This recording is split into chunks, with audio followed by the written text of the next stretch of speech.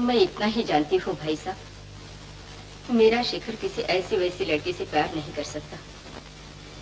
रही शांता के विधवा होने की बात, तो मैं इतना ही कह सकती हूँ, मुझसे ज्यादा उसकी पीड़ा को कोई नहीं समझता।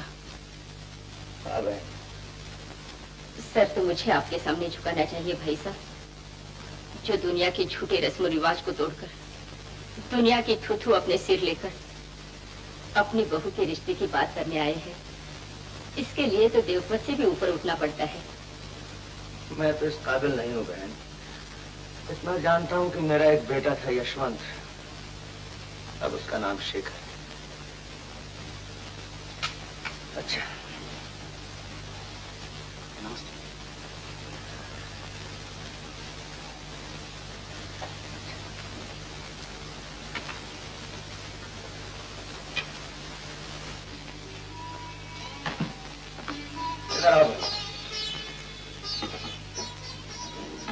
जो मैं अब करने जा रहा हूँ मुझे बहुत पहले करना चाहिए था बहू। तुझ पर बहुत बड़ा अन्याय हो रहा था। ये ले। पिताजी। कौशल्या,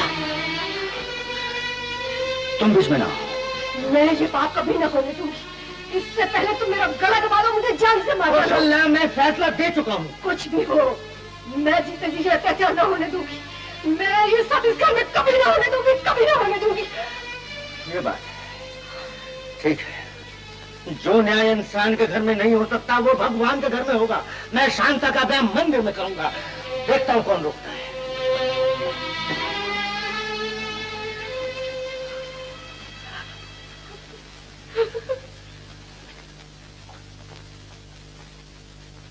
निमक, ओ निमक। आया दीदी। अरे बहू के गांव जाओ और उसके बाप को खबर कर दे कि हमारी मान मर्यादा गड्ढे में जा रही है। अगर आकर बचा सकता तो बचा ले हमें। तुम ठीक कह रहे हो निमकदास। मेरी बेटी को हर जाए नहीं जो आज एक के साथ कल दूसरे के साथ प्राण दे रहे हैं। जज साहब, ये नहीं कर सकते। ये हम हरगिज नहीं होने देंगे। बुलाओ मोहल्ले वालों को, बुलाओ बिरादरी वालों को। चलो चलो, जल्दी चलो। चलो शेखर बेटा, जल्दी करो जल्दी। अरे चलना यार, क्या छोकरी जज साहब, दुल्हन को जल्दी बुलाइए, लगन का समय निकला जा रहा है। बहू, बेटी।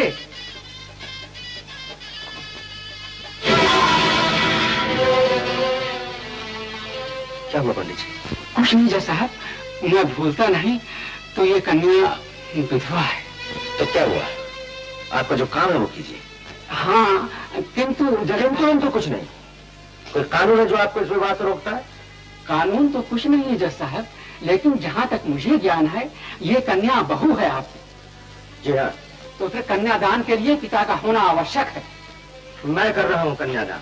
नहीं जज साहब, हमारा धर्म इस बात की अनुमति नहीं देता। तो क्या आपका धर्म इस बात की अनुमति देता है कि इस अभागन पर सारा जीवन सिसक जाए? इस धर्म की दुनिया में अपने लिए जगह न पाकर ये गलियों की खाक छानने लगे। पंडित, ये धर्म नहीं अधर्म है। और क्या तुम समझते हो तुम न होगे तो ये शादी नहीं होगी?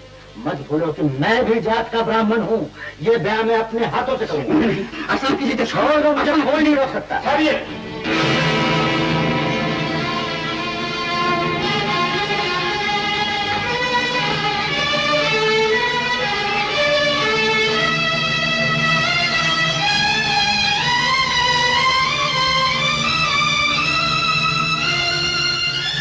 देख लो मेरा कहना सच है या नहीं। ये दुनिया उजड़ने पे आई है। उजड़ने पर नहीं, बसने पर आई है पिताजी। भगवान के लिए आप बीच में न आइए। तुम चुप रहो। पिताजी, आप समझते क्यों नहीं? सावित्री, तुम सबको क्या हो गया है? अरे खुद बचाओ इस नए फैशन के अंधों को इस अत्याचार से। कौशल्या, किसी का गला घोंट देना अत्याचार है या उसे सांस लेने देना? जज साहब, मैं ये ब्याह नहीं होने दूंगा। मैं इस मंदिर का पुजारी हूँ, यहाँ कोई धर्म की बात नहीं हो सकती। होगी तो खून की नदियां बह जाएंगी। अगर आप लोग खून बहाने पे तुले हुए हैं तो सबसे पहले मेरा खून बहाइए। इस सच्चाई पे मैं अपनी बलि देता हूँ। तुम पीछे हट जाओ बेटा, पहले बलि मेरी होगी। बलि नहीं जज साहब, शादी होगी। देखते हैं कौन रोकता है। ये बात है। हाँ, ये बात है।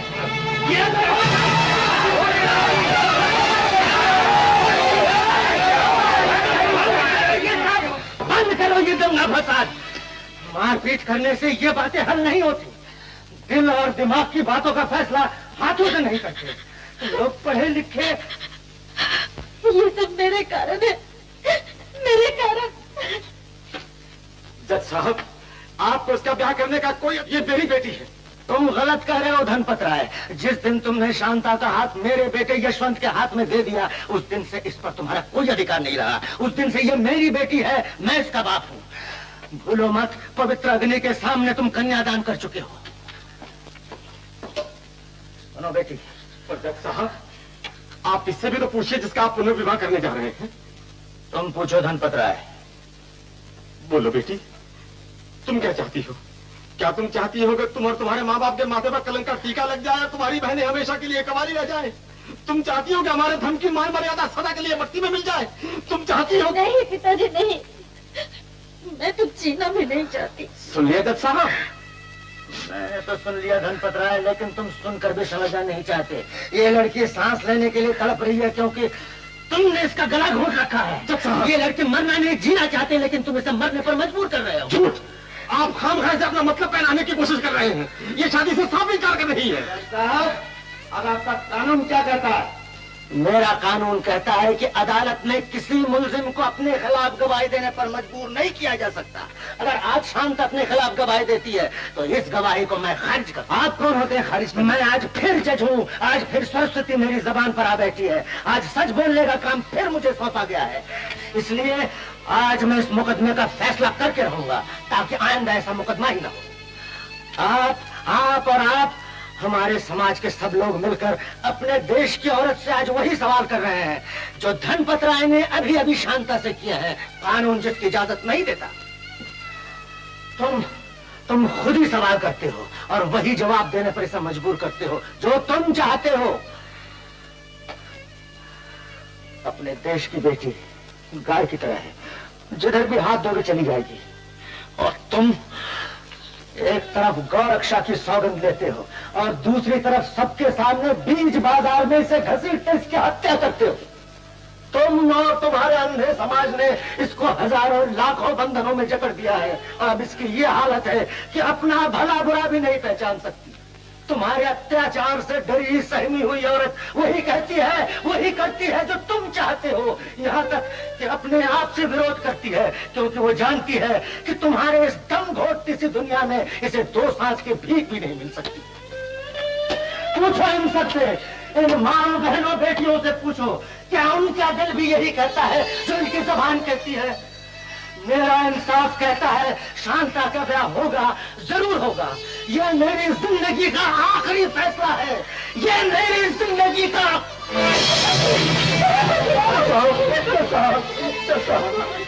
मुझे माफ कर दो, मुझे माफ कर दो, मुझे माफ कर दो। इसमें तुम्हारा दोष नहीं है। तुम भी समाज के झूठे रस्मों रिवाज में बंध गई हो। लेकिन मेरे दुख को कोई नहीं समझ सकता।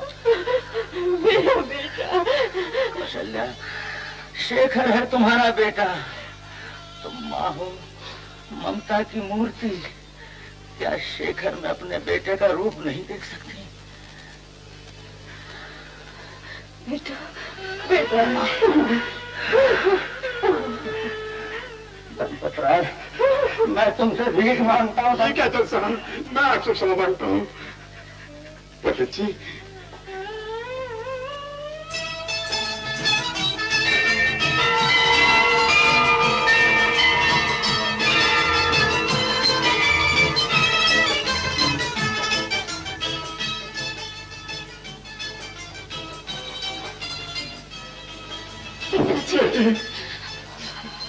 सुखी रहो मेरी बच्ची।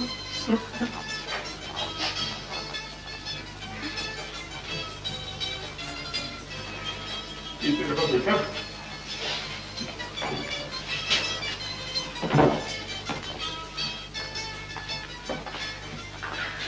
बेटी, ये नई जिंदगी तुम्हें मुबारक हो। तुम अपने घर जा रही हो, लेकिन ये न भूलना बेटी, तुम्हारे 2 बच्चे यहाँ भी हैं। बेटी, दुनिया की सब खुशियां तुम्हारी हो, गम हमारे।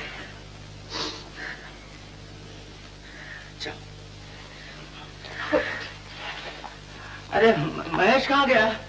महेश, अरे गाड़ी कौन ले जाएगा? फूफा जी, अब मैं ड्राइवर नहीं रहा। जय बजरंग बली। अरे गधे, ये क्या भेष बना रखा है तूने? फूफा जी, ये दुनिया दुखों का घर। आओ तो समझा, जा इन्हें छोड़ा जा। मैं आपकी आज्ञा का पालन जरूर करूंगा फूफा जी, किंतु इन्हें छोड़कर वापस नहीं आऊंगा। सीधा ऊपर के ऊपर चला जाऊंगा हिमालय की गोद में। वहां मुझे न ड्राइवर बनना पड़े न बाबा जी। हरि ओम। कहाँ जा रहे हो? मैं तुम्हें नहीं जाने दूंगी। अरे अब रोके क्या फायदा, जब चिड़िया चुप गई खेत। मैं भी तुम्हारे साथ चलूंगी। मैं नहीं ले जाऊंगा। तो फिर शादी क्यों की? अरे किसने की थी शादी? कब हुई थी शादी? महेश, बाबू बाबू आना मजाक तो नहीं समझते।